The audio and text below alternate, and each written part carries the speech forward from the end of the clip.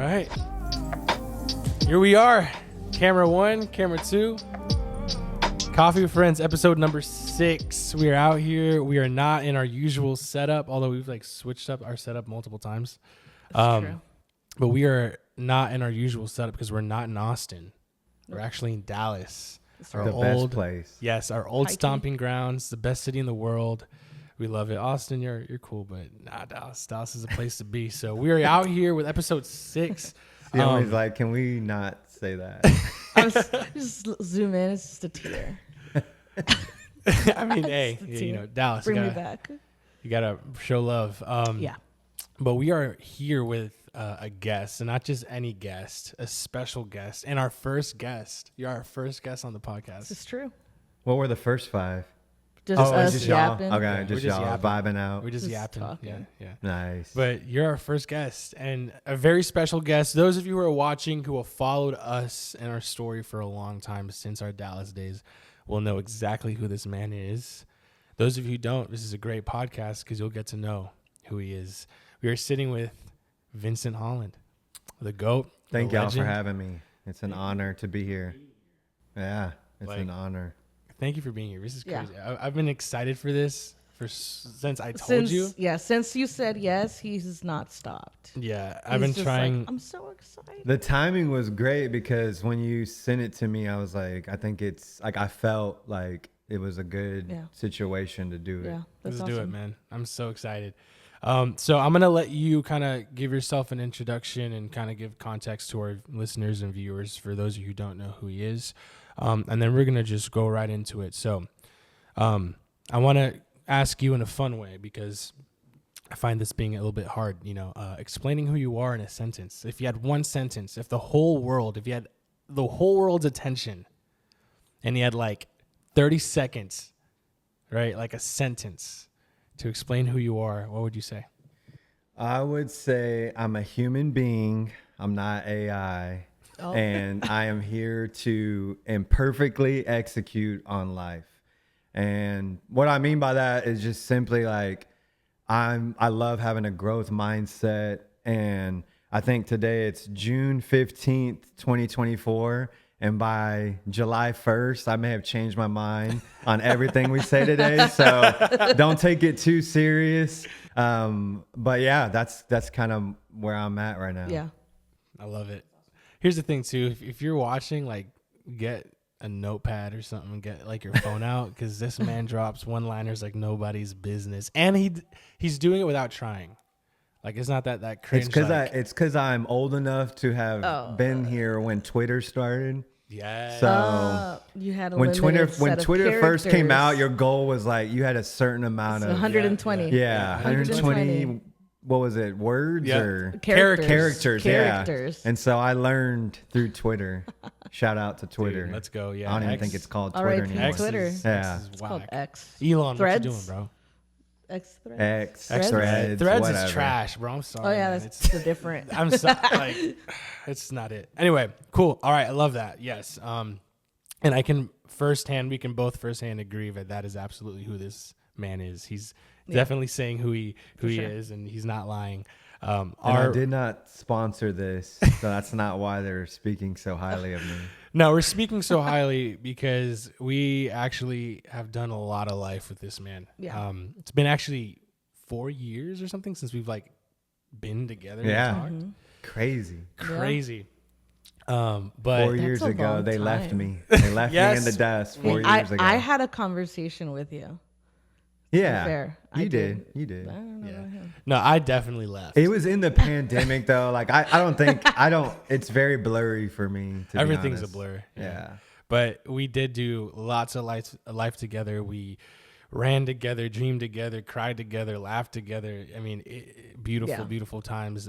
We always say you'll probably catch us singing all the time if you talk to us and we share about our time in Dallas. But definitely like the highlight of our life thus far, like just memories and experiences that we did together and just running around this city doing stupid stuff and crazy stuff and things that no one was doing. Yeah. And I'm going to stand on business on that real quick.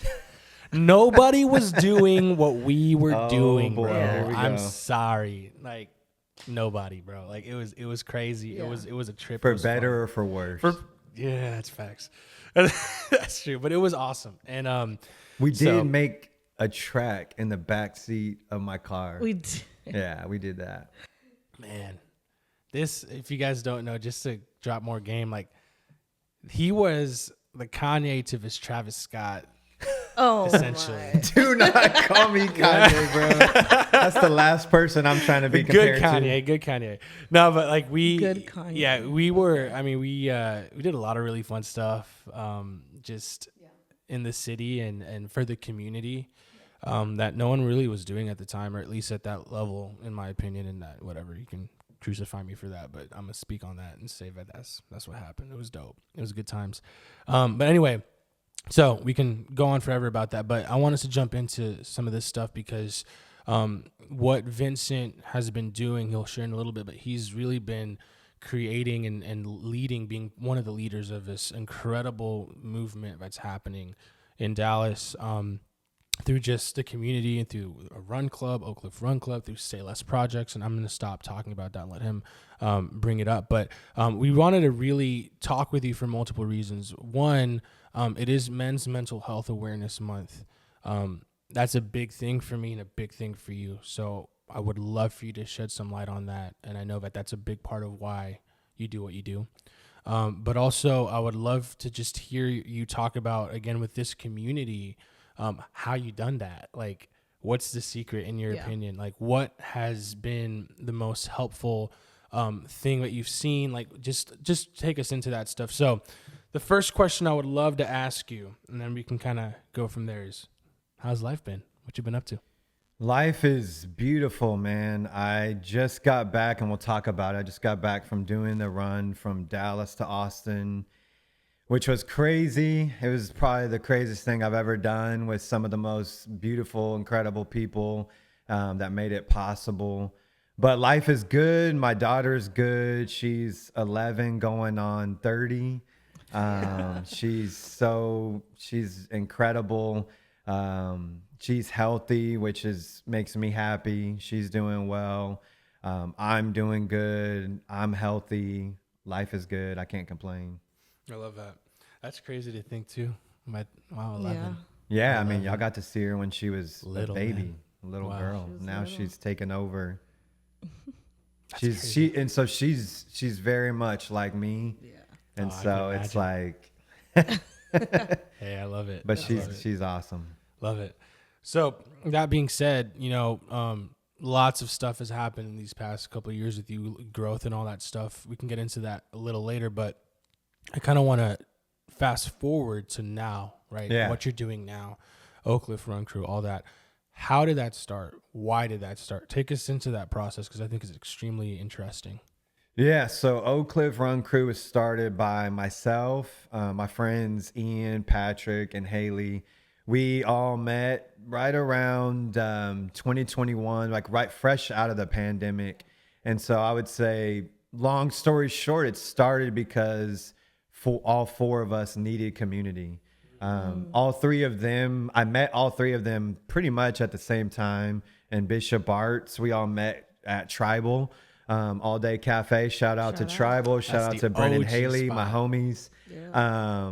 But Brennan Haley created an environment for community. Yeah. And so then in that environment, I was needing community. And when I met them three, they all had like this theme of like running or having a past with running. And so when I met Ian, I was desperate for something. Like, I didn't know what. I just needed something to do, because everything that I was doing kind of like fell apart during COVID. And so we got to talking, and I mentioned to him just briefly, like, hey, if I were to do a run, I would love to do the New York City Marathon. Because y'all know I love New York, and that's really the only thing I knew about running racing wise. I didn't know that there's races all over the world and constantly. So Ian, being Ian, comes back with like a whole plan and like strategy of how I can go do the New York City Marathon that year. Wow. So it was like couch to marathon. Like, and I had some running background. Like, I used to run with a group of friends periodically, but nothing like nothing like That's this. like- And Yeah. especially then, I was not with that community, so I wasn't running, I wasn't doing anything. I was in these streets, and so amongst the people. yeah, and so I was like, all right, this man took time to put this together. I'm gonna give it a shot, and I'm a firm believer that if it's supposed to happen, there'll be like confirmations. Yeah. And that's what happened, like the confirmation of him bringing the plan. Then I had to do a charity route to get into the New York City Marathon, and that got taken care of, another confirmation. So there was just all of that. Long story short, I went by myself to New York. It was the 50th anniversary. It was the first New York City Marathon post-COVID. And I'll never forget being on the ferry to Staten Island, and I'm asking people if they've ever done it. And this guy looked at me, he's like, this is your one moment where you get to be LeBron James. And I was like, what? And he's like, you'll see. And New York gets so lit for this. I mean, you are being cheered for the whole marathon, and it is That's crazy.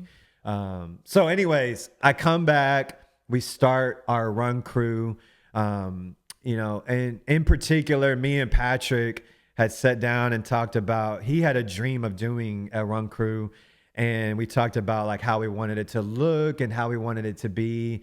And we started it, and we started with 4 of us, and our thing is like 4 of us to more of us, and we just started grinding. And the first few years, well, we're about to celebrate 3 years this August. That's awesome. So the first 2 years, Wow. we're literally 4, 2, 6, 10, 20, 15. You're saying goodbye to people. You got people coming for a little bit and then they leave, or people move or whatever. And then we just stuck to it. Like, this is who we are. This Yeah. is what we're about. This is what we do. And we've tried to stick to very few basics and not waver from those. And I think that that's what's helped build momentum. And then January of this year, it started last year in May, but really this year, January, just blew up. Wow. That's awesome. So many just like bags and like nuggets of just awesome insight, man. Like, again, just for those of you who don't know, like, this dude, he's a savant in community building.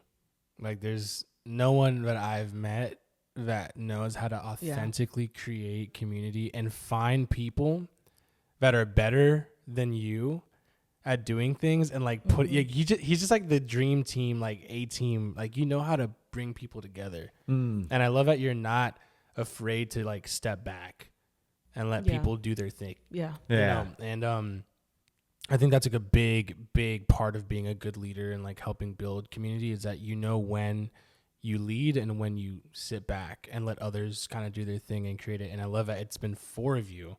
And Yeah. now how big is it now? Like, how much has it grown since then? I mean, we have well into thousands of people who've come. Like, we're averaging around like 300 to 400 people It's insane. a week. We had like 470 this past Thursday night. Insane, guys. And it's crazy because we're no gimmicks. Like, we really are grassroots. Like, that's one of the things that I'm gonna be real. Like, I'm gonna be honest. Do Like, it. I pride myself. We pride ourselves in the fact that like we didn't have a budget. Yeah. We Yeah. didn't have a brand. We didn't have a backing. We still don't. Like, we started, Ian helped us set up our nonprofit status. And I mean, Ian amazing. would spend his own money. We do raffles at the end, but Yeah. it's not like these raffles are like, crazy. Sometimes Yeah. they really are like cost, but they're usually more about the creativity of it from Yeah. Ian's point. Yeah. But we just run, like, and it's hot. It's Dallas. Yeah. We got people worrying me, fainting, and it's just like hot in these streets. Like, That's the thing that's crazy, is you got people to show up to do something that like innately we hate. yeah, absolutely. You know what I mean? Yeah. Like, I think it's so Yeah. funny. Like, again, some of you guys like love it. I hate it. I suck at running. I hate it. But like, the fact that you can bring people and be like, we're gonna do this, Yeah. and they're all in, and it's not something that they're like, it's not producer consumer Yeah. type of thing. It's not like you go and you gain something. Like, you gain something, but like, you're giving your Yeah. body. Like, you're Yeah. literally giving your time. You're sweating, you're cramping the next day.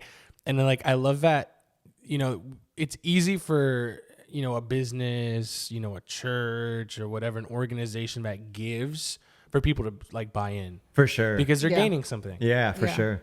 But when you're like, no, we're going to run, like we're doing something that pushes our body to the limit, like it's Yeah. uncomfortable and people are saying, yes, let's do that. Yeah. I think that's like next level. That's next level commitment. That's next level loyalty. That's next level vision to give people something to be like, we're gonna do this, man, in the hot Dallas sun. I posted recently thanking some of our people that were there in the beginning and some of them are still there, but like we would meet like literally in front of like trap houses. Like there was just crazy stuff going on. And then like as more women got involved, we were having that conversation of like, we need to move. Like, we gotta switch the vibe up. Like we gotta get somewhere safe where it's well lit. And now we run the bridge, which was one of the best decisions we ever made. You get to run into the city. That's we have awesome. one of the That bridge is one of the best bridges in the world, man. Oh, I love yeah. that bridge. It's- Going from it's the Oak Cliff best. into downtown, it's just beautiful. beautiful. We love that bridge so much. The other day we saw a commercial and some brand used like imagery from that bridge, and we were like, they didn't ask us. Like, that's our bridge. Like that's Own our that, bridge. bro. Yeah. How Like, dare they? but Yeah. I love it. So take me into, and I love it. You're rocking the shirt. Say less. What is that? Where'd that come from? And like, what is that relationship with like Oak Cliff Run Crew, if there is any? Like, how does I mean, how does it's you do that? separate from Oak Cliff Run Crew, obviously, because I'm doing it. It connects, I guess, at that level, but it's completely separate. And it really is just because y'all know me. I have 1,000 ideas every day, and 999 of them don't work. But every now and then you get lucky and one just happens. But I knew Mental Health Awareness Month last month was coming up, and I'm a part of this Sound Mind, Sound Body program. Shout out to ASICS. I get to be a part of that. That's awesome. And That's so cool. I talked to them about wanting to do something for that. Yeah. And one night I was just like, what can I do? What do I want to do? And for whatever reason, I thought of the term say less, because it's something that we all kind of say. And I wrote a note out and I thought about doing this run. And then one thing led to another. I created a website, sent the website invite to some people, and they said less. And next thing I know, we're doing it. Yeah. And I really created Say Less just to give some kind of activation to that run. But I didn't know what it was going to turn into. And so now it's like I'm in the process of turning it into a nonprofit, and we're doing a run this month for Men's Health Month. My friend Daniel and his friends are going to lead it. But the vision, I guess, for right now, and it's evolving, it's very fresh and new, but I think what sparked it for me was like I wanted to create something where people could serve and volunteer. Yeah. But I didn't want it to be tied to religion or politics or like you have to be this to do this. Yeah. I want it to be everybody can be involved in this at some level. And so it's really what it is. It's volunteer projects. Like I have a guy doing all the graphics. He's volunteering. I'm very open about like, it's volunteer. So like, I'm not getting paid. No one's getting paid. Yeah. And when we officially become an official nonprofit, I want 100% of the donations to go towards the projects. Because I feel like awesome. It's so needed, because a lot of people can't stand charity or organizations, because it's like, where's the money going? What is this even about? What are we doing? And like, I just wanted to do positive projects. Yeah, It's good. I love it. I love it. I want you to go ahead and ask this question. Oh, okay. Take us into your relationship with mental health Yeah. and why it's important to you. Yeah. I mean, I think we're in a day where we are very lucky to be in a day where that's a big conversation. For the last many years, I think COVID was like the catalyst for linchpin. it. That like threw it up and was like, hey, something isn't right, because we all had to stay in and all we all struggling. lost our minds and we all lost a lot of things. And there's other reasons for that, but with mental health, the biggest thing that really sparked it was, one, first and foremost, for me, going through COVID, going through a divorce, going through stepping down from a role that I had been in for many years and being a part of a community, realizing like for all the the pros and cons of what I was involved in. One of the biggest pros was I was in an environment, I didn't realize it at the time, but in an environment where there was a lot of promotion towards doing great things and helping and serving and positivity. And when you're in those bubbles, you forget that like that's not really how most people live. Yeah. Like most people aren't being told every day, you can do more, you're greater, like you have more in you. Like we just got used to that. Like I just thought that's just how it is. Like and that's why I would get so frustrated when y'all weren't doing what I saw y'all able, or I got frustrated with myself. And I did not do it, that's for sure. No, you did. But I think then fast forward, so there's all that. And then and I've been open about this, but I lost my father to suicide. And, you know, suicide, it's a mental health issue that there's a lot of things that led up to that. Yeah. And so that obviously was like the atomic bomb for me that really got me into like, man, this mental health thing is so real because I also like, I've never, thankfully, and it's not because I'm special, it's just DNA, whatever, but like, I've never really dealt with like anxiety or depression. Like I'm a pretty positive, optimistic, full of life, energy. But I run into people all the time. And I have always ran into people who have mental health issues. And if I'm being real, and I probably have done this to you and others, if I'm being honest, like I think until it becomes personal for you, it's so easy to be like, yo, just get up, like get up, let's go. Come on, facts. you can do it. You can do it. Yeah, for sure. Not knowing that there are so many reasons why that person is the way they are. Just like there's a reason why I am the way that I am. And so when I lost my father, and I had my own issues, and talking with my partner and my friends and seeing and really paying attention to what was really going on and actually listening, not listening with already my rebuttal. Then I was able to really see like, oh, this is a problem. Yeah. No, that's like, real. That's so real. And you know, you said something that I think we talked about a little bit in our last one of our podcasts. I think we were talking about lament and like lamenting. And how I was the same way for a long time. Like, even though I went through a lot of my crazy stuff, but like I was always very much so like, just get over it, get up, let's move, let's keep going, and try to like regurgitate the truths that we all know. And I think that comes from like growing up in that like in that environment that you're talking about. That's like so easy to just be like, well, like you can do more, you can be better, like things will.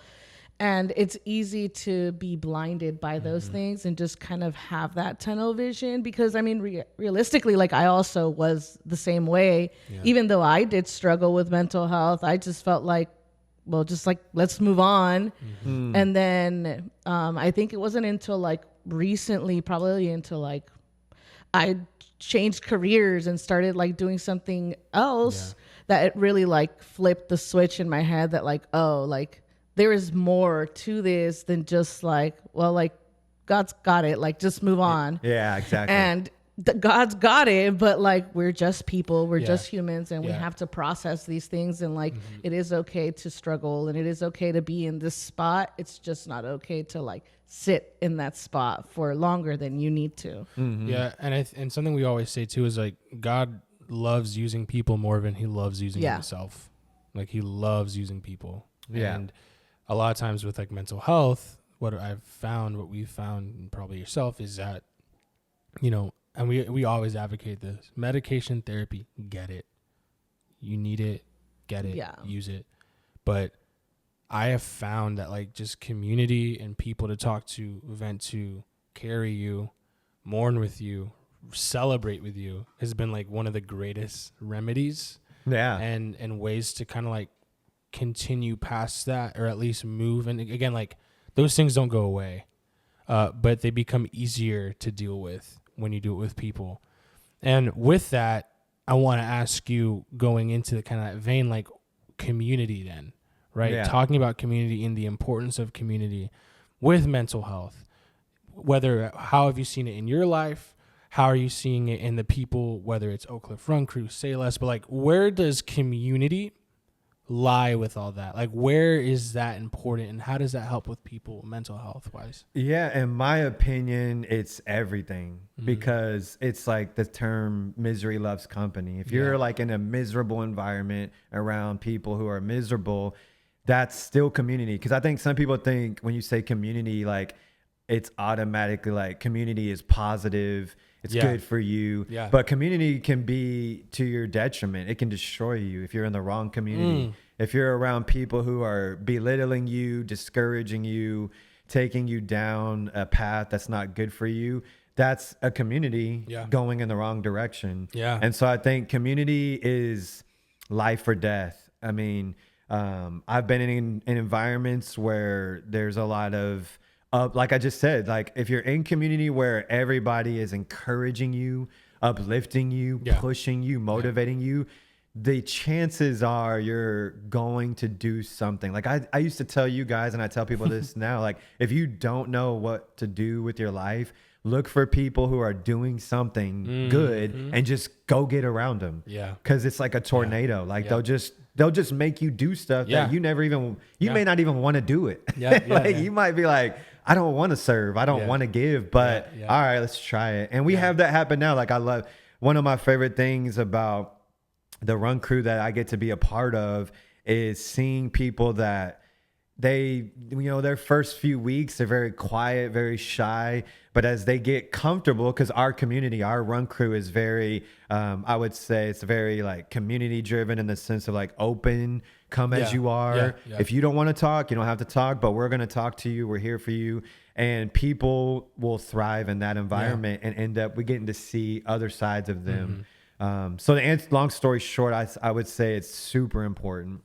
How would you define community? Like what would be, because there's so many different, especially nowadays with just kind of where I think the rubber band effect of because of COVID and everything, now we're leaning into community more than ever and craving authentic community.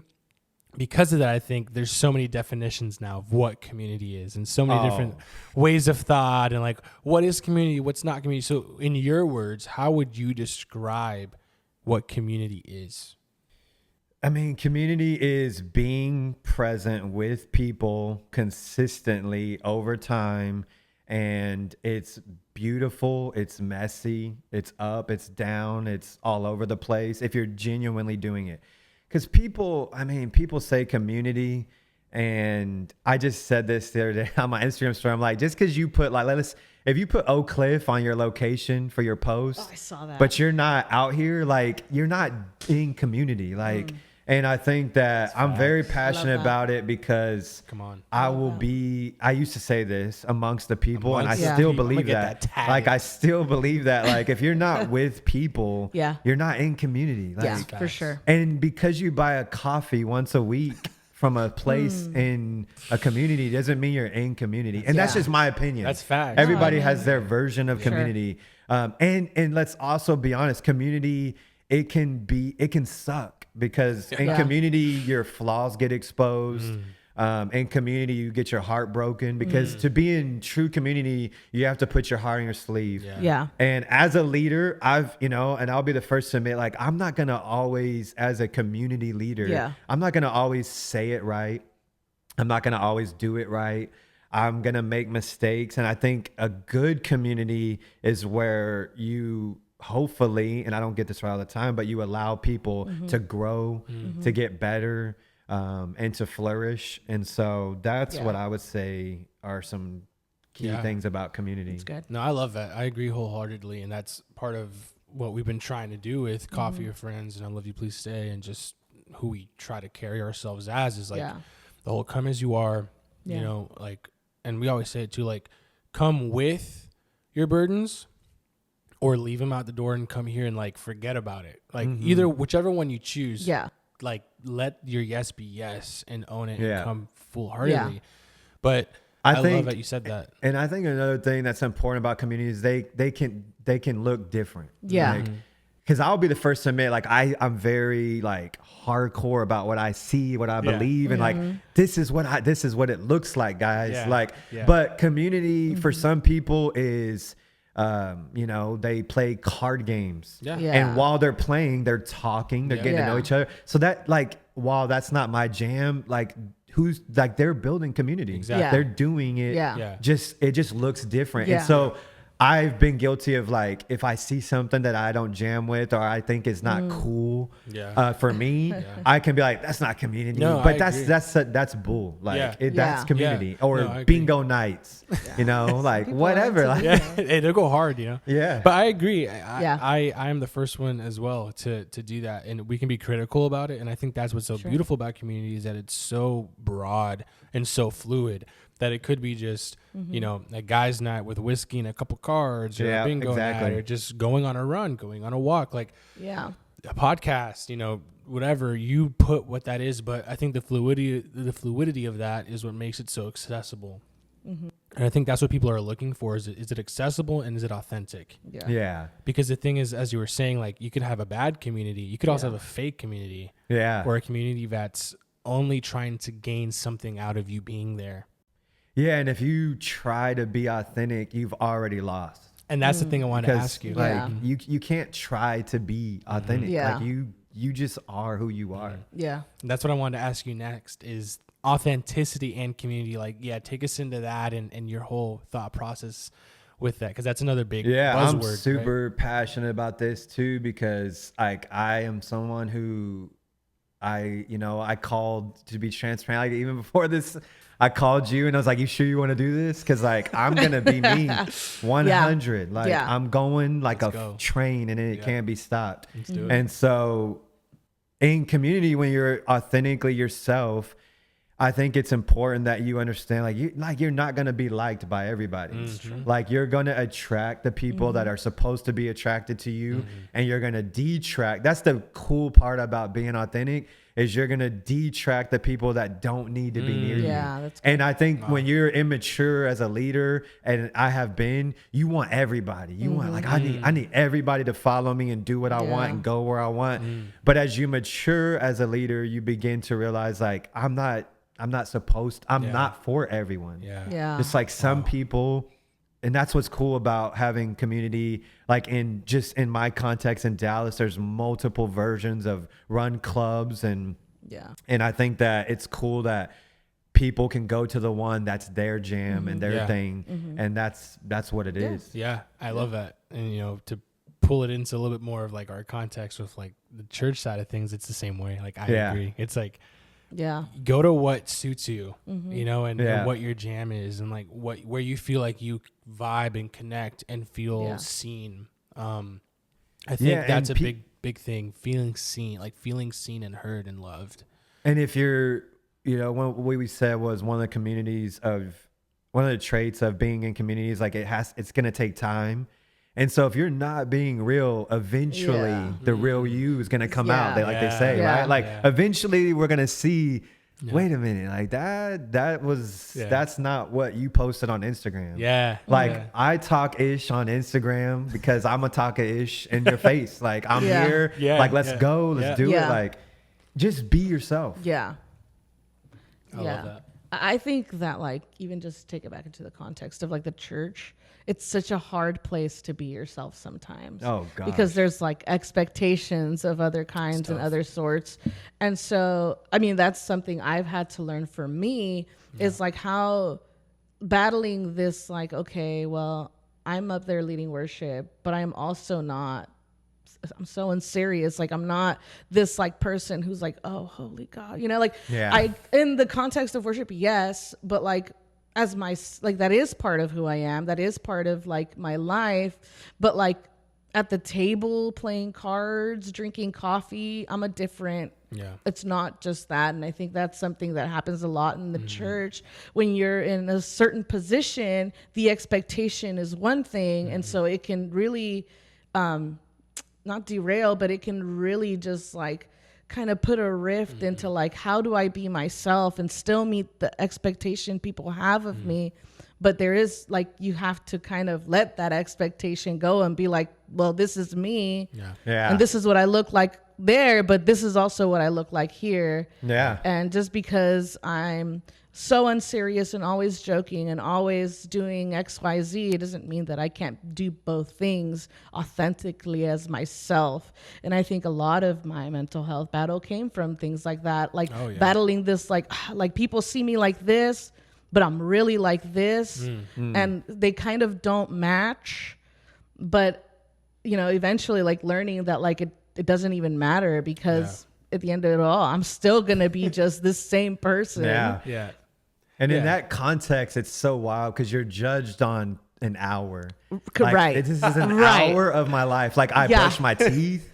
Do you not like the way I brush my teeth? Like, I have other things that I'm a human. And I think in that context, like, I think the goal is we're in a lifelong journey of an aspiration to marry the two of like what you see me as and who I am. Like, I'm trying to constantly perfect that, like, this is who I am. But also, if you have a growth mindset, you're going to constantly be changing. And so that's why it's so important that your friends and your close group understand that. And, you know, it is what it is. Yeah, that's so good, because I find that so difficult, that tension of like who you are and who you want to be, or who you want people to perceive you as. There's this, you know, in Japan, I forgot the name of it, but there's like that whole concept of there's three masks that you wear.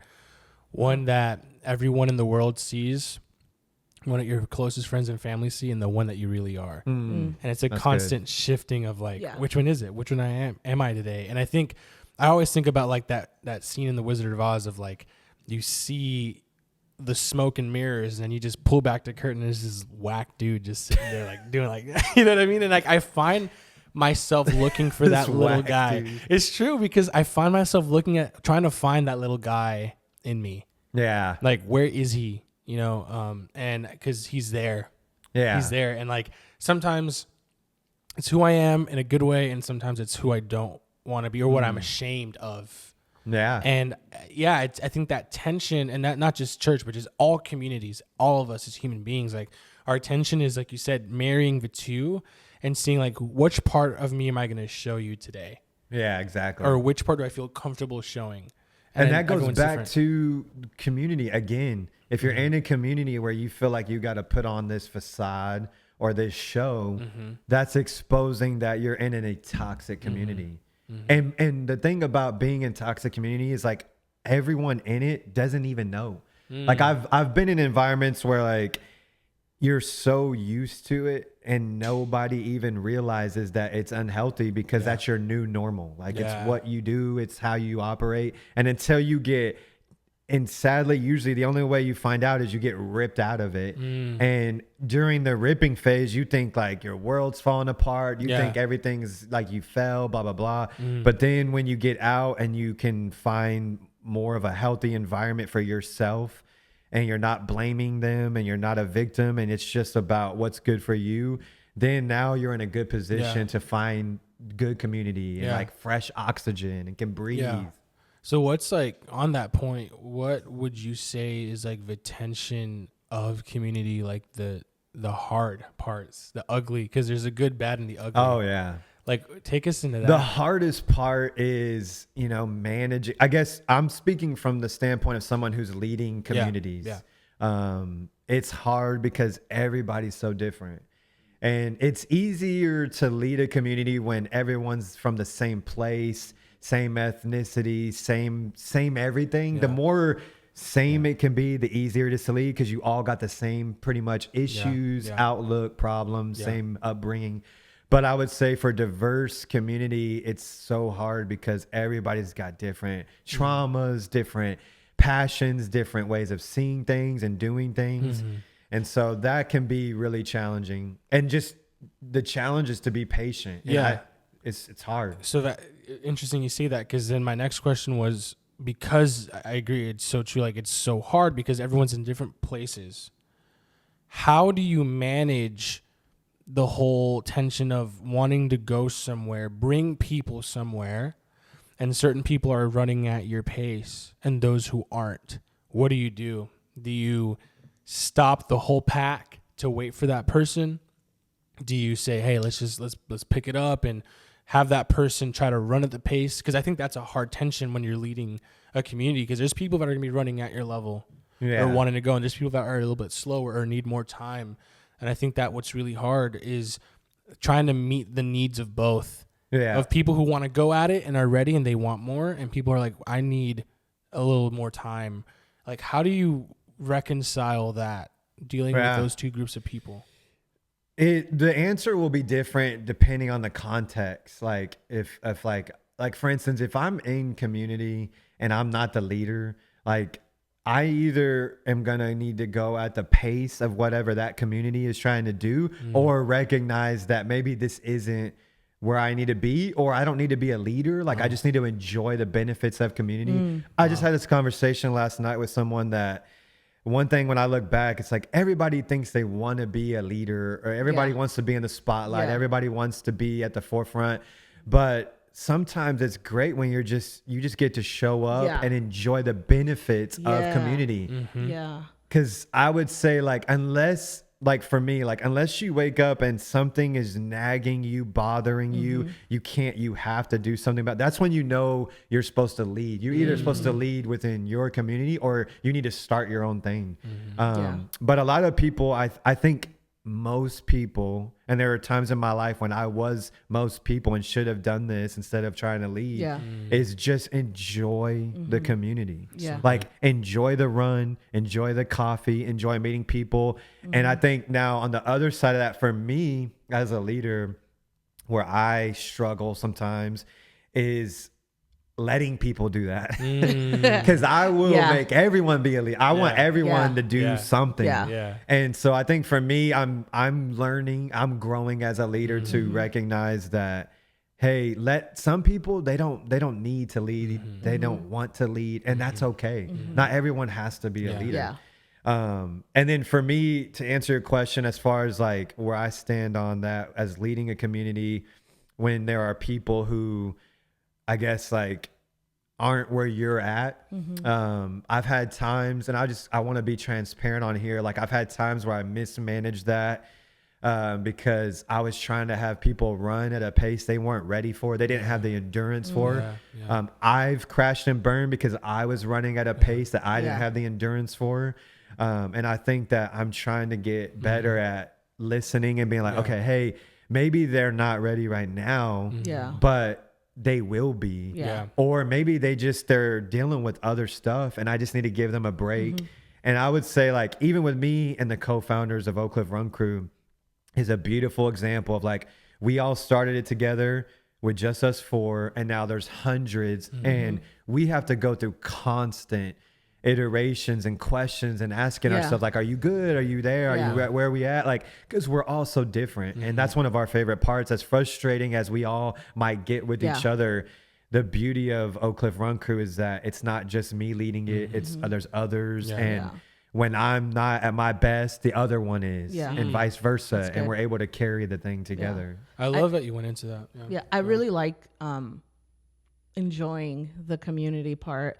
I think that was hard for Sam and I, and quite frankly, like, I think the first time was earlier this year that I feel like we went somewhere where we were like, oh, like, this is what it's like to be in community without feeling like we had to help, volunteer, or lead something, where we were like just genuinely enjoying the people around us.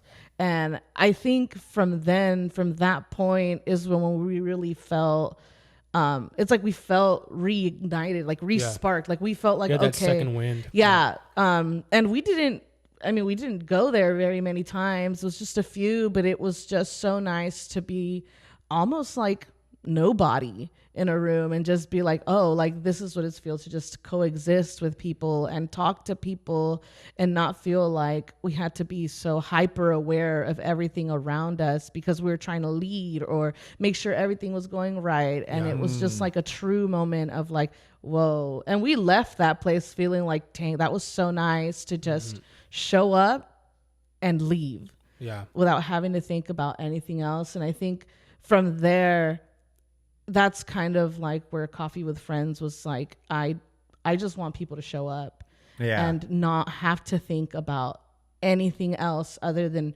showing up, experiencing community, and going home after, Yeah. and not having to think, oh, we gotta tear down, we gotta clean up, we gotta no, like just show up, go home, or go wherever you're going. Like even if it's quick, you have stuff to do, just come get a free cup of coffee or latte or whatever and leave. Like you don't have to do anything to be a part of this. You just show up and enjoy the community, which can be difficult sometimes when you feel like you're consistently having to lead or do something or help with something.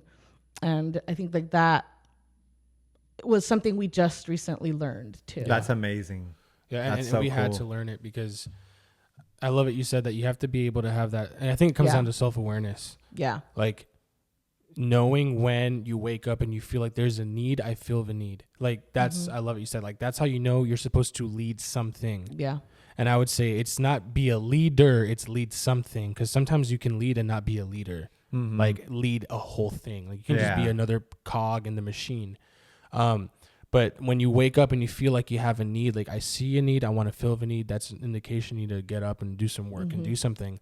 But also the sense that you were talking about, like, where do you need to fall back and fall into community and enjoy it, like Xiomi was saying? Because I agree, and I can relate to that because of that. You know, when you're running at a certain speed for so long and you pour into people for so long, you end up pouring out of an empty cup. That's where burnout comes in. Yeah. That's when sin comes in and you mess up. You don't think right. You do things irrationally. You lead out of a place of lack, not out of a place of overflow. And then now you start hurting people. What you say comes off differently and how you act. And that's where a lot of, I think, the issues that leaders have and just communities have is when people are starting to operate out of that place and not out of the refreshment of others.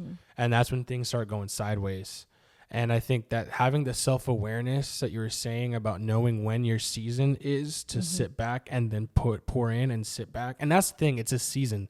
It's an ebb and flow. Like you're never supposed to lead for the rest of your life. Yeah, exactly. And you're never supposed to not lead for anything at all. Like we're all called to be leaders no matter what, right? Whether it's big or small.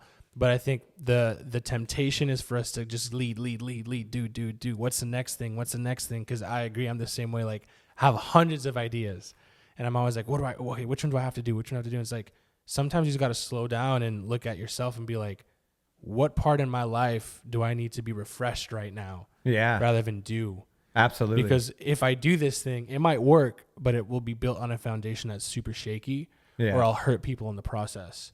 Like we were talking about before we started this, like during the pandemic, for me, I had that run-in where I was like, I cannot lead. I need to be led. I need to be cared for. Because I'm broken and I'm not in a good place. And thank God that I did that, because if not, I wouldn't be on here in front of you. Can you take us a little bit into that process of that, kind of like where you were being led and so at that point of my life, at that stage of my life, I was very much leading a community that depended on my care and attention at some levels. And so at that time we had COVID was just starting, and it's crazy because I had just got back from New York in February of 2020, not having any idea what was about to happen. March hits, and I get a call that someone I grew up with and who was a dear friend of mine at one stage in my life, unfortunately, someone took his life. And I was already I didn't know how deep, but I was in a very broken, empty cup stage, like what you were talking about. And I remember being at the funeral, and I was supposed to speak. I was asked to speak at this funeral. And I'm standing over his casket, and that's when that was the first time where it really hit me that, like, oh man, like I'm not good. Like I can't keep going. Like here I am supposed to encourage this room full of people who just lost a dad, a brother, a son, a friend. And I'm just like, how am I going to encourage these people? Like I need to be encouraged. Like I need motivation. And so I went into a season of just not leading. Like I went into, I share with you, I deleted all my social media. I'll say the reason why I deleted my social media is because at that time, my struggle is instead of healing and instead of taking a step back, I would look on social media and think, I gotta step my game up. I gotta I gotta go in there and keep doing stuff. And it was a big reality check for me where like it was the first time in my adult life that I realized how big my ego was. Wow. How big my pride was. Cause I think like I would have prided myself in not having an ego, not having a pride, it being about the community, blah, blah, blah, the things we say. And it was in that moment I was like, dude, you got major issues. You need to delete your social media and you need to go into a place of healing and being quiet. Yeah. And it was the best decision, top 3 decisions of my life. Wow. That saved my life, that allowed me to keep going. And my big mantra is keep going. And I was be like, to keep going, you got to take breaks. Like you got to do these things to keep going. Like keep going doesn't mean I'm every day on point. Yeah. There's things you do to keep going. Yeah. Like I run, then I rest. Yeah. I run and then I rest. You know, it's like that ebbs and flows. Yeah. How did that affect, obviously you're kind of talking about it a little bit, but like how did that affect your mental health, that break, that stop of going, like keep going and stopping, resting, going, stopping, resting? How did that affect your mental health throughout that season? Because that was a tough season for everybody, but you were coming off the tail end of some really difficult things and dealing with a lot of stuff in your life. So how did that affect your mental health in any way, shape, or form? I mean, during that time, my mental health, I would probably say wasn't the best because of all the things going on. But again, I mean, I don't want to sound like I'm complaining because I'm so grateful that I still had a mindset of like, even though I knew I was in a darker moment of my life, I knew in my head that like, there's what's possible and that I had been here before. I had been in a place where like I was going to have to come through the other side. Yeah. And so it definitely didn't happen overnight. I mean, I had good friends that I was in. I would say in that season, I needed to kind of readjust my community. And so I depended on like very couple of friends that I could vent to and trust with very private information and just being able to, they allowed me to vent in a safe way because they knew who I was and they knew that I was in a weak place and that wasn't necessarily my best that I was bringing forth. And so thankfully those people allowed me space and grace to grow and to get back on my feet and to get back in the game. And so my mental health during that ebbed and flowed. I mean, it was never, I've never had it go like so far gone, but it was definitely up and down. Yeah. And how, going into kind of like the whole men's mental health side of it, how was that being a man and all the, just the stereotypes and the things that we have about like dealing with emotions and sharing emotions? Like, how did that kind of manifest itself with you when you said you had people around you, people you could trust? Like, did you ever have that kind of weird kind of whole thing where you grow up like, oh, you're not supposed to show your emotions, don't ask for help? Like, did you ever have a tension like that as a guy? Because I know I did. Probably plenty of guys out there. We grow up with this sense of like, oh, you got to be hard. You got to, you know.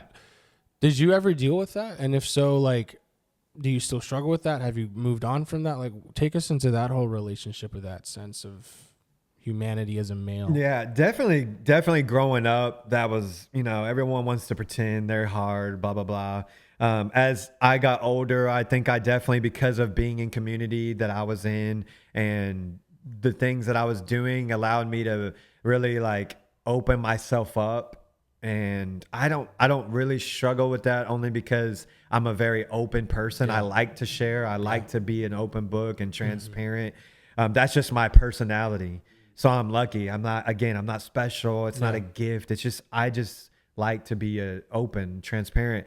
But my dad, he was a prime example of that mentality of men where it's like, therapy's not a question. Yeah. I'm good. I don't like, because unfortunately for men my dad's age, which are the number one people losing their life right now to suicide, especially in America, it's because they came up in that environment. Again, community can be good and community can be bad. And where community has gone bad for a lot of men is these environments where you pull yourself up by your bootstraps. You don't share. You're hardcore. You lead.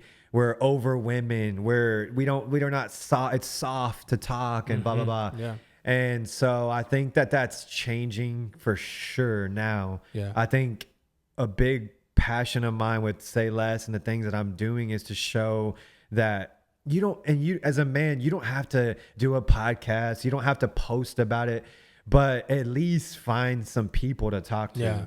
Like, don't be afraid to share. And because you're lying if you say you don't struggle. Like we're what we would call a coward. Yeah. Someone who's like, I'm dealing with this, Yeah, my girl, she don't like, oh, look at this guy. Like, no, like the brave man speaks up. The brave man stands up. The brave man says, I need help. Yeah. Like, that's courage. Yeah. And we got to change that narrative. And again, and also, like, look, guys that are like that, there's a reason why they're like that. People forget, like, not everybody grows up in the same context. We're all the way we are for a reason. I had a loving father and a loving mother that loved me and helped me and nurtured me. And that's why I might be a little more able to articulate my feelings and be the way I am. But some guys didn't have a father. Some guys grew up in very traumatic environments, and the last thing they want to do is talk about their issues because it's going to expose the thing that's holding them back. And so thank God for men today who are standing up, who are opening up about their traumas, who are opening up about their issues, because that is what's going to save the next man. Oh, man. Like, that's what's going to help the next man. Because the next man, because as we do as we see, like, you can be told all day, hey, speak up. Hey, say something. Like, that ain't going to do nothing. Like, men need to see other men step up and say, enough is enough. Here's what I'm dealing with. Here's what I'm going through. And that's like, for me, like, I went through a divorce, and as I went through a divorce in an environment community where it's very frowned upon, very like, I don't celebrate it. I wish it upon nobody. I don't blame myself. I don't blame my ex. I mean, if anything, I would say it was my fault because I didn't know what I was doing. I didn't know how to be a man and lead a woman. I still would never dare say I do, but like, I'm opening it up and I'm saying it publicly because, like, it doesn't mean my life is over. Come on. Like, welcome to the party, bro. Like, we all got L's. We all take losses. And I champion this mindset that the only real L is to not go for it, to not try. Like, I have zero regrets about being in a church and being a pastor and have been married and my life changing and looking different now. And it's going to continue to change and evolve. Like, I may not be doing this next year. I may have decided to do something else. I joke with my friends. I'm like, I may be a DJ next year. I don't know. Like, who knows what I'm going to do? But as men to know, and women, that your mistakes are not your identity. Come on. Like, that's not who you are. Dang, my boy's It's teaching right just now. a part. Put I that love on, what you said put that on threads or Yeah. something. I love that you said that. We're gonna pause, take a break, and hop back in. And we're gonna hop back in, and it's gonna get a little personal. I'm gonna share my kind of back and forth during, specifically, actually, the season we were together. Okay. And how I did that terribly, and all the things that happened due to that, and what I've learned through that time. But we're going to take 5. We'll see you guys in a second. All right, guys, we're back from a little break here. We're going to finish this kind of part 2 of this podcast, sharing a little bit of like some personal stuff and just some things that we've learned and gone through. Again, you guys know that we are not ashamed or afraid of exposing our faults. We are the first ones to call them out because we'd rather call them out than have other people call them out before we do. So That's good. Yeah, That's we're smart. yeah we're the first ones. But the reason we're doing this is, again, we're talking about mental health, specifically mental health awareness month. I want to kind of like bring people on. I've talked a little bit about this testimony of my mental health journey. The big climax of that, the culmination of that, happened actually in a very interesting season of life where I was leading a lot of things and helping build a community actually alongside these incredible people here in Dallas. And it was an interesting... We're survivors. We're survivors. We're survivors of Sam. Yeah, actually. Honestly, yes. I mean, I'm go back joking, I'm to joking. the conversations we'd have at the Wild Detectives where you'd be like, you need to break up with him. Yeah. No, guys, seriously, it was crazy. Yeah, don't come to me for advice. He's like, you need I'ma to break tell up you. with it. I think in hindsight, you were right. Oh, yeah, you were absolutely. right. You were right. In hindsight, you were right. Yeah. I was just being stubborn. Absolutely. And I mean, Yeah. I mean, I can definitely see me telling you to break up with him. Yeah, I can see that. you did. Over a nice More than was. cappuccino I at like think 10 p.m. you told it to me at Wild Detectives, and you told it to me at where's that taco spot we Dang, used she to go remembers. Oh, the Because taco spot we'd go to all the what's time. Taps. Taps. Taps, yeah. Yeah, God, I you haven't told been it to there me. forever. Those Don't talk It was about a Oak Cliff and nice- community unless you've been to these spots. Yeah, bro, for real. Those were the OG spots. Dang. But yeah, I mean, and again, we're saying all this, we're laughing at it now because obviously, like, God redeems things, and here we are, married and going strong. But we went through a lot of stuff. We went through a lot of difficult situations because we did not know self-awareness. Self-awareness was out the door. I had zero self-awareness. Zero. I was running, doing things, not knowing that my engine was falling apart. Yeah. Not knowing that I needed an oil change like 100 million miles ago. Mm. And again, what's so interesting and why we share this is because this was in the midst of us building something, Yeah. leading at a capacity that we weren't supposed to be in any way, shape, or form. But also, here's the other really cool thing, though, and here's what I'll kind of, say about you, though, is that I'm thankful that you gave us those opportunities and that you saw something in us throughout that. And I think like For that's sure. a big takeaway, is that we were going through our mess, but you saw something but no one else saw.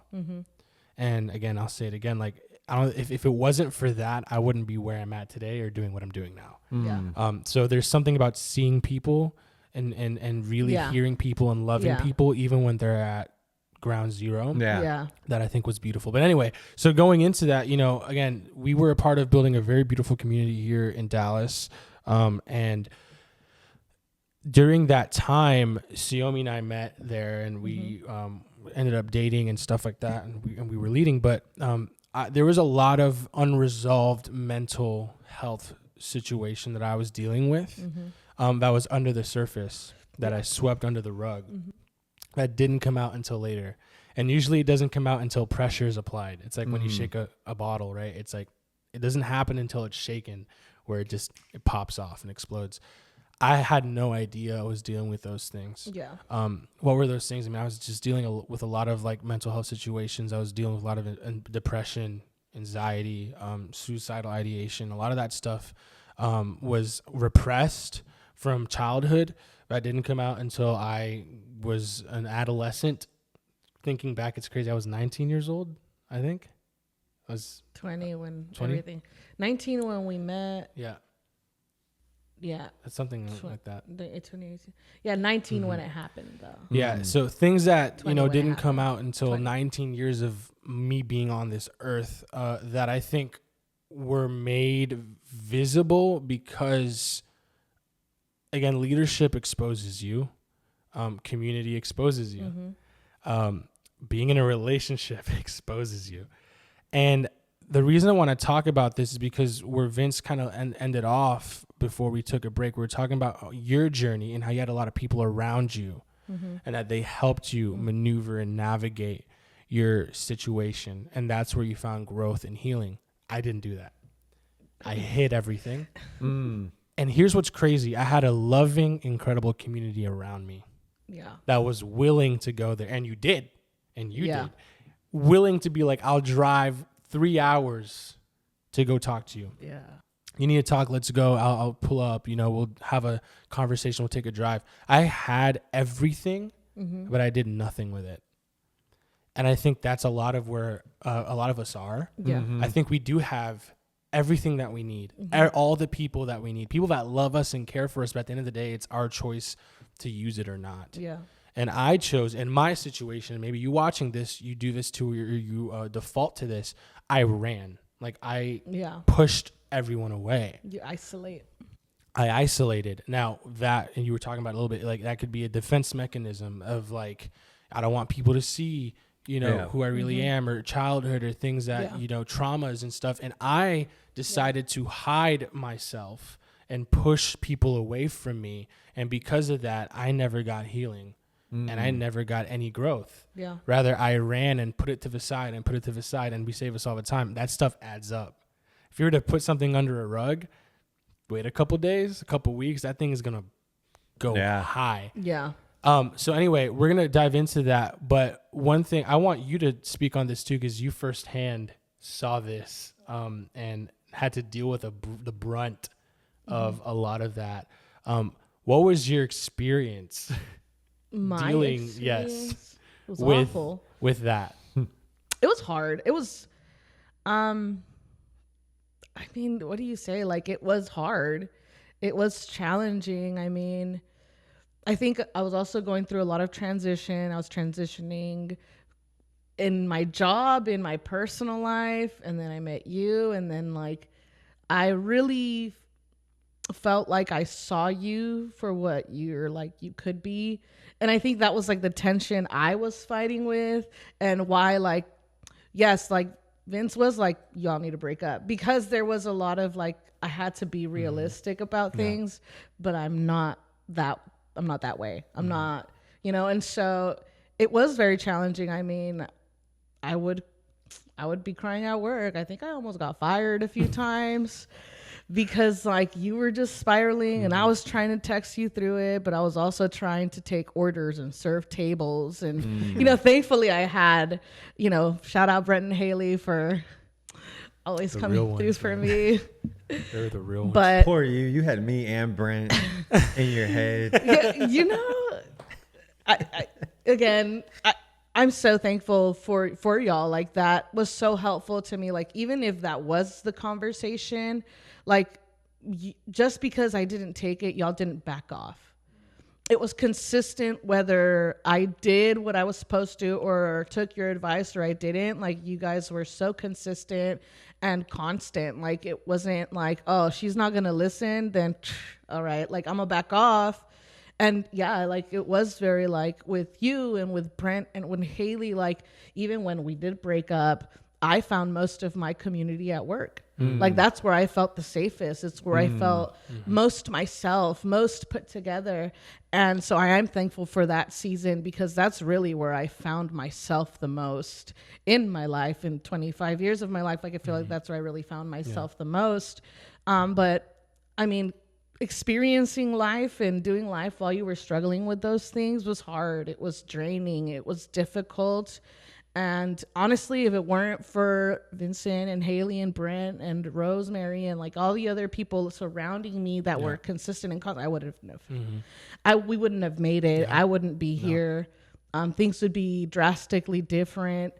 And I mean, challenging for sure, but I guess I just loved you that much and saw that much potential in you that I was like, you know what, like, maybe this isn't going to be great, but like, it can be great. And also I was just trying to prove a point. Like, your whole thing was like, everybody leaves me. Everybody's just going to, and I just refused to be that Victim person. mentality. Yeah. And that's the thing. I refused to be that person. That's the thing that again, like, what's so sobering to me is that that's the narrative we tell ourselves, and it could not be further from a lie. Oh man. You know what I mean? So like, because I had, and we all have people that are there that are all constantly proving that narrative wrong. Yeah. But it's crazy. The power of the mind, man. Like, you can create your own narrative, which is what I did. And I believe that more than the reality that was in front of me. So I want to hear from you. Like, there's many people in your communities even now that are struggling and going through things. How do you see people for what they can be, their potential, and like help them go and become that while they're actively pushing you away? Because that's tough. You know, it's tough when you see someone and you're like, there's more for you. I know that this isn't who you are. And it's easy to say that and have someone receive it, but how about the people that want to push that away or tell themselves another narrative? How have you navigated that, and how do you love on people that way? Because you do it so well. Well, I mean, I would say the reason why I'm even somewhat okay at that is because I've had people do that for me. Like I've had mentors who didn't give up on me. I've had mentors who saw in me something that I didn't see. So I was shown how to do it. Yeah. You know, a lot of people, again, aren't shown, like these are not conversations. Yeah. Like think about this. I was talking to my mom about this, how you grow up and you're not taught any of these things. Yeah.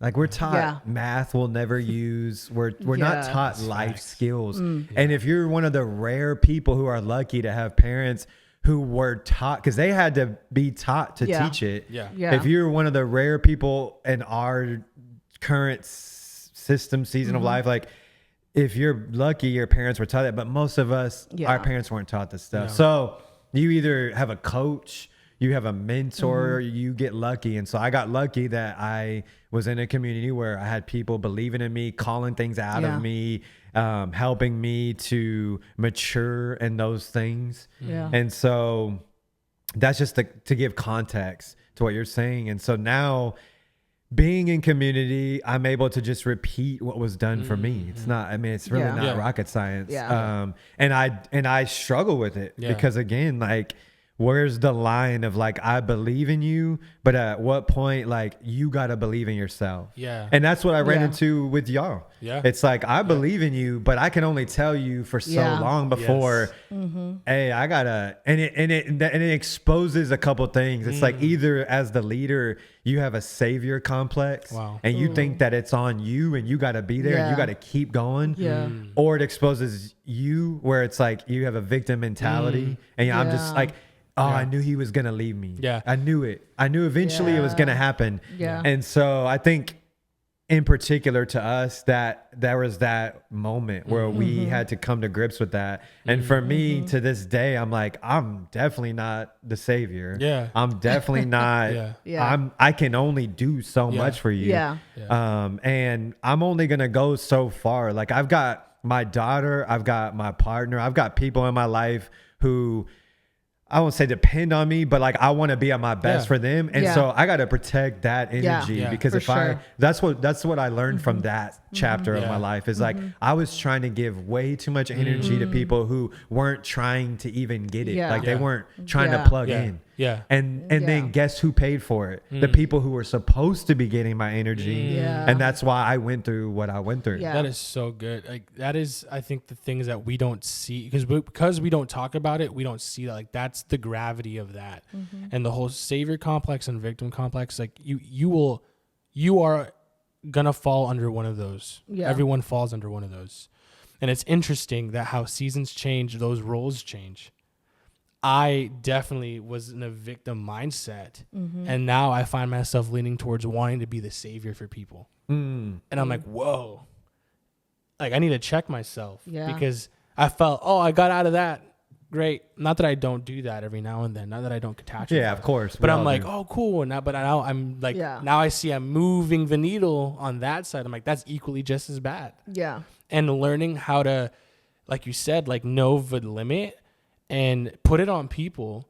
I think, I'm gonna be honest, I think sometimes we coddle people too much and don't put that boundary and say, hey, you got to want this for yourself. Like you need to fight for yourself. I wasn't fighting for myself. We weren't fighting for each other. Things like that. But I want to ask you, because on that topic, like, how do you not give up on people when you maybe should, or when they want you to? Like, how do you not do that? How do you keep coming back and coming back when everyone is saying nah? And I've given up on people. Like, I'm not going to sit here and say I haven't. I mean, even recently, this is part of being in community is when you're around hundreds of people and in community, like things are going to happen. Yeah. And so I would say, but how you can stay at least in the game long with someone or and hope and continue. Yeah, I yeah. think it's just being, like you said, self-aware, like constantly looking in the mirror and like I will have blow up moments where I'm like so frustrated with somebody. Yeah. I'll vent in my safe places. And then I think for me, I have this practice of like, I'll get frustrated. And when I'm by myself, I'll look in the mirror and I'm just like, man, how much grace have you been given? Like how many opportunities are you given constantly? Because when you're a leader, you're making mistakes every day because you're on the front line, you're going, you're doing it. And when I say leader, again, like in the context of like, we're all a leader. Yeah. We lead ourselves first and foremost. And then if you lead one person, you're a leader. Like if someone's following you, you're a leader. Yeah. And so, but yeah, I think that just constantly remembering that like you're not perfect. Like I'm not perfect. Let's not kid ourselves. And I think it takes you getting beat down and making mistakes and you know, the things we've shared on this episode of just like those moments where your ego gets crushed and you realize like, oh dang, like I'm not who I thought I was. Yeah. And I think it's important that you, when you're doing that though, because there's like a toxic version of that where it's like you're beating yourself up. You're like, look at me, I'm horrible. I claim to be this, but look at me, I'm like giving up on people, blah, You're blah, like blah. self-deprecating. Yeah, exactly. Like that's not good either. I don't think, I wouldn't recommend that in my opinion. No, yeah, you're right. I think, you know, I love that we're talking about mental health and all that stuff, and we're talking about community. Like those are like the two main themes that we're bringing up on this episode. And like the reason that we're doing that is, again, from the beginning of when we started this episode, it's again, therapy, medication, all that's great. But the biggest, most, in my opinion, the most effective and most tried and true remedy is people, community, what type, you know, the people you surround yourself with, all that stuff. And again, like looking at our example in our lives and putting it out there as a testimony, it's like, the moments where I did feel the most seen, most loved, most covered was when you and our community we were building let me into things. Yeah. When I was walking in that victim mentality and like wanting to be the black sheep because I wanted to be the black sheep because I thought that gave me value, which is, again, is so crazy. Like that narrative of isolation in my mind gave me value. Yeah. Because I thought, oh, I'm special because I'm isolated. I'm different. I want to be cast away. I was like, no. Right. But like, I'm not like y'all. Yeah, exactly. But like, that's the thing. Like in reality, a lot of us do that. Like, that's why we choose that. It's like, oh, because I don't want to be like everyone. I want to be misunderstood. Yeah. And that was like my thing. Like that was my idol. Yeah. I wanted to be misunderstood. I wanted to be different. You know, all that stuff. Still just want to be different, babe. But yeah. We just had this conversation in the car. But I think that like the most life-giving moments was when you guys, everyone was like, hey, come, like just let's do life together. And whether we just joked about this offline, like whether it was like, let's write a track about it together. You know, go do a video or a photo shoot or something, or just like, let's just let it out. And that's honestly where we found our avenues and like our outlets. Of dealing with that. For me, it's music. For Xiomi, it was, you know, serving people and coffee and writing in her books and like all that stuff. And for you, it's all the things that you do right now and loving on people. Right now, it's Say Less and Oak Cliff Run Crew. But doesn't matter at what it looks like in the title. It's all the same. You know, like it doesn't change. Maybe seasons change it, but at the end of the day, like it's all the same thing. And that's where I saw the most life change and transformation was when I was surrounded with people that really loved me, but included me and invited me into something more. And it's because of that, I said it earlier, I'm standing on the shoulders of the people that put me in that position. That's why I am where I'm at now. Not perfect, still struggle. I'm a mess. Or like I said, a wreck of a mess a couple episodes ago. But it's like I'm standing on the shoulders of that, of the encouragements, of the time, the most valuable thing any of us can have, time, the conversations, the late night conversations, the, you know, conversations that felt like they were going nowhere, that you may feel like are going nowhere with that person you're believing for, but they are. Yeah. They go so far. And the common theme of what we're talking about is like the things that you need to grow in and fix are exposed in community. So that's why the most dangerous person and the most dangerous people are the people that aren't in community and are sitting at home and they're all up in their head and they're thinking about all these things and they're looking on social media and they're thinking like, and you have this like, you catastrophize the world's against you. Look at everyone. They're all moving on. They don't care. And it couldn't be more far from the truth. Yeah, and for sure. We're dangerous when we're by ourselves. Like I know I am. Like I need people that I can vent to, that I can talk to and process thoughts with, because we're all in our heads and we can easily make up any narrative we want.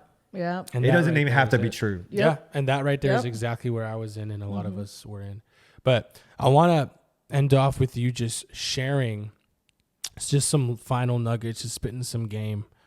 Just some final thoughts. Game spitter. Yeah, or, you know, some freestyle. In regards to what? Anything and everything, anything that's on your heart, anything and everything that you're believing for people. Just, I'm going to put it this way to make it a little bit more philosophical and deep. Again, going back to the beginning. If you had the world's attention for these next couple of minutes right now, what would you leave them with? That's a lot of pressure. Yeah. I mean, I think we've talked about so many great things. I just think that it's so important that we really, first and foremost, just give grace to ourselves and remember that, like I said in the beginning, like I'm a human being who's imperfectly executing on life. Like I have no intentions of nailing it, being perfect. I'm going to make mistakes. I'm going to mess up. I mean, once you become a parent, it becomes very apparent that you don't know what you're doing. Like you can try your best. You can do all the things, but we're dealing with fragile humans. Like we're all human. And I think that it's so important that we give grace to ourselves, like I said, but also give grace to each other. I think this, in our context, is like a testament of like, we haven't spoken in quite a while. But when I don't know what's going on right now, because all of a sudden there's a few people in my life that are reaching out and I'm just saying yes, because I'm like, I did my healing. I got in the dark. I dealt with the stuff. And now I feel like I'm just saying less. Let's go. Let's do it. Let's make a difference. Let's keep impacting. And that's a prime example of like, to keep going, sometimes you got to stop, recalibrate, like you said, oil change, and then you get to keep going. And I think that's a good way to end it, is like, if you're in a place right now where you feel like you need an oil change, you need to heal, you need to talk to someone, you need to get help, it's okay, because we're here to tell you, like, we all have done it, we all need it, and this won't be the last time. No, for sure. Like, we're gonna go through iterations of this, because we're gonna keep growing and we're gonna keep learning things, new ways of thinking that are better than the old ways. And so I would encourage you, if you're in that place, like if you're feeling the nudge, maybe take a break from social media, maybe take a break from things, so you're not constantly looking and thinking everybody's got their stuff together, because we don't.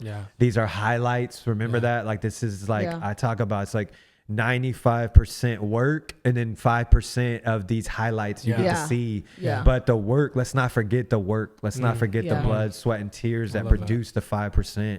And if you're but on the other side, because a lot of times we focus on that in these conversations.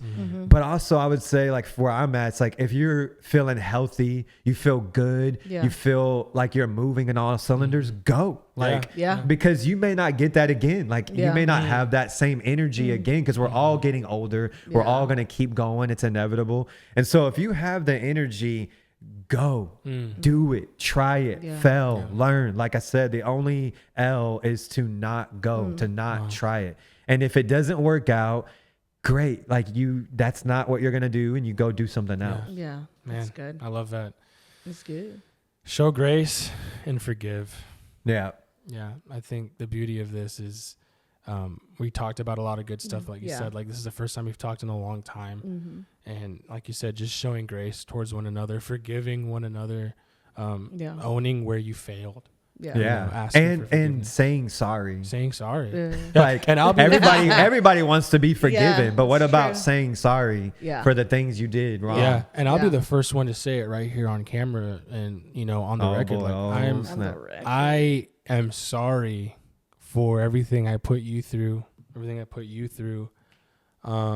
and for handling things wrong, for transitioning wrong, leaving wrong, saying things, whatever. Like I take ownership of that, and I'm thankful that both of you have shown me so much grace and love and have accepted me with open arms. The fact that you even said yes to this Yeah, for sure. is a lot. Again, some of you guys may know context, some of y'all may not know, but this man is just such an inspiration and a huge part of our lives and to so many people. And he's gone through so much, and to see him so healthy, happy, running at 100, doing the same thing that he did when we did it with you, just looking different. Yeah, It's just different. God is so good and he's so faithful and so inspiring. So just thank you for Yeah. being Thank you on guys. here. We're excited Thank for y'all all for being crazy enough to ask me to follow me and to do this. always, anytime, and we do it again. Yeah. Do it again. So we're excited for what you got going on with Oak Cliff Run Crew, with Say Less Projects, for your next project. That's coming up soon, right? Yeah. So we'll be on the lookout for that. We'll be promoting that, shouting you guys out, and Awesome. cheering you Thank guys you. on and throughout everything that y'all Yeah. do. We appreciate you. Thank you. Any final words? No, just thank you for saying yes. Yeah. We value you, and we consider you part of like the foundational parts of who we are. So thank you. Yeah. All right, I'm gonna stop talking because then I'm gonna start crying. I I'm already being started crying. Straight up. I'm literally gonna start crying. Anyway, thank you guys for coming Yes. out for episode number 6. First Yes, guest of all thank you. time. What an honor. Not the I last. appreciate it. We're definitely gonna have him back on sometime. For sure. Again, but we love you guys. Take it easy. Hope you Yep. enjoyed. See y'all later. Oh, hit us with the outro. I can't forget it. What's the outro? Man. Have fun. Have fun. Go live your best life, Go live your best life and go get coffee with friends. and go get coffee, friends. Love you guys. Take it easy.